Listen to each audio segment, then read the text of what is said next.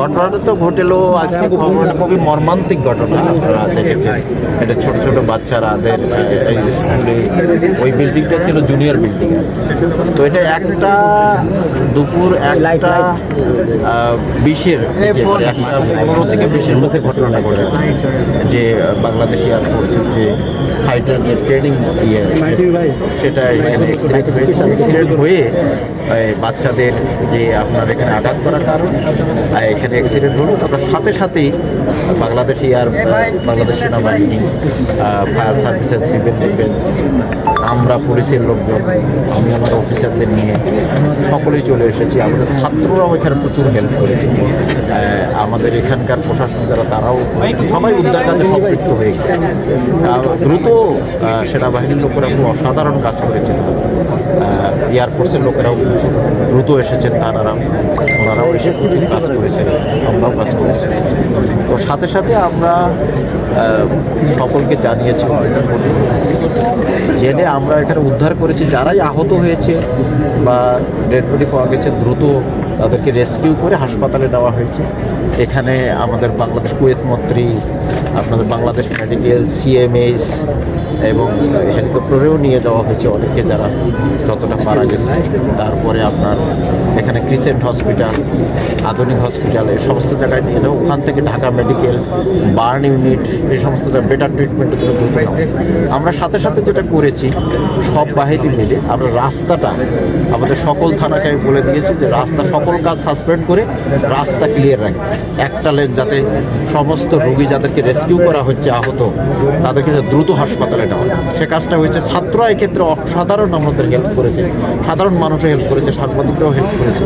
তারা প্রত্যেকেই এখানে হেল্প করেছে, ভেতরে কোনো গ্যাদারিং হয়নি। তো এইভাবে আমরা কাজটা করেছি, করার কারণে হয়তো কেজুয়ালিটি কমেছে এই কাজটা। আর আমরা এখন পর্যন্ত আমরা যেটা জেনেছি, আমাদের সিএমএসে 15টা ডেড বডির কথা আমরা জেনেছি। আমাদের ওখানে ইন্সপেক্টর তদন্তের নেতৃত্বে একটা টিম কাজ করছে, তাদের সুরতহাল রিপোর্ট প্রস্তুত করা, এবং যেসব 15টির মধ্যে 8টি ডেড বডি আইডেন্টিফাইড হয়েছে, তাদের পরিবারের হাতে আমরা ঊর্ধ্বতন কর্তৃপক্ষের নির্দেশনা, তাদের পরিবারের হাতে ডেড বডিগুলো দিয়ে দিচ্ছি। আর যেগুলো ডেড বডি আইডেন্টিফাই হয়নি, তাদের অপেক্ষা করবো আইডেন্টিফাই হওয়ার জন্য। যদি আইডেন্টিফাই সম্ভব না হয়, সেক্ষেত্রে ডিএনএ প্রোফাইল করে আমাদের সিআইডি টিম ওখানে কাজ করছে। তো ডিএনএ প্রোফাইল করে তাদের পরিবারের সাথে ডিএনএ ম্যাচ করে ভবিষ্যতে হয়তো তাদের পরিবারের হস্তক্ষেপ করবে। আর একটি ডেড বডি রয়েছে আমাদের এখানে আধুনিক হাসপাতাল, যেটা বাংলাদেশ মেডিকেল, ওখানের একটা ডেড বডি রয়েছে। আমি একটা পরিবার এখানে পেয়েছিলাম, তাদেরকে ওখানে পাঠালাম, তারা চিনতে পারে কিনা, যদি পারে সেটাও আমরা সুরতহাল করে সব কিছু করে তাদেরকে দিয়ে দেবো। না আইডেন্টিফাই করা সম্ভব হয়, আমরা ঠিক একইভাবে ডিএনএ প্রোফাইল করে তাকে সেভাবে ডিসপ্লে করব। এখন ভেতরে আপনার উদ্ধার কাজ প্রায় শেষের দিকে। তো আগামীকাল কর্ডন করে রাখা হবে রাত্রের বেলা। তো এখানে আমাদের সিআইডি টিম আছে, আমাদের পুলিশ টিম আছে, আমাদের এয়ারফোর্সের টিম এখানে কাজ করছে। তো আগামীকাল সকালে ওনারা কাজ করে বাকি যে ফাইনাল চেক আপ করে এটা সমাপ্তি ঘোষণা করলে আমাদের সিআইডি টিম এটাকে ক্রাইম সিন হিসেবে নিয়ে আমাদের যে আইনি প্রক্রিয়া আছে সেগুলো আমরা সম্পন্ন করব।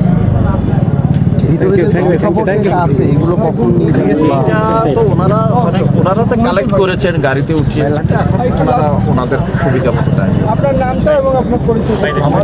মহিদুল ইসলাম পিপিএম, আমি এডিশনাল ডিআইজি, আমি এখানকার উত্তরা ডিভিশনের ডিসি হিসেবে আছি। আরেকটা বিষয় হচ্ছে, এখানে ফ্লাইং এরিয়াতে তো হচ্ছে আমরা যেটা জানি যে 2তলা বা 3তলা বেশি ভবন হয় না, আপনি 5তলা হচ্ছে, উপরে আরো হচ্ছে, এই পাশেও 7-8 তলা হয়ে গেছে। এই বিষয়গুলো নিয়ে আপনাদের পর্যবেক্ষণ 9তলা পর্যন্ত হয়। আমরা তো শুনেছিলাম যে এই যে আপনার ফ্লাইং জোনের এদিকে 6তলা পর্যন্ত চলে, এরকম শুনেছিলাম আমি মেবি ইনকারেক্ট, সেটা আমার জানা। Thank you.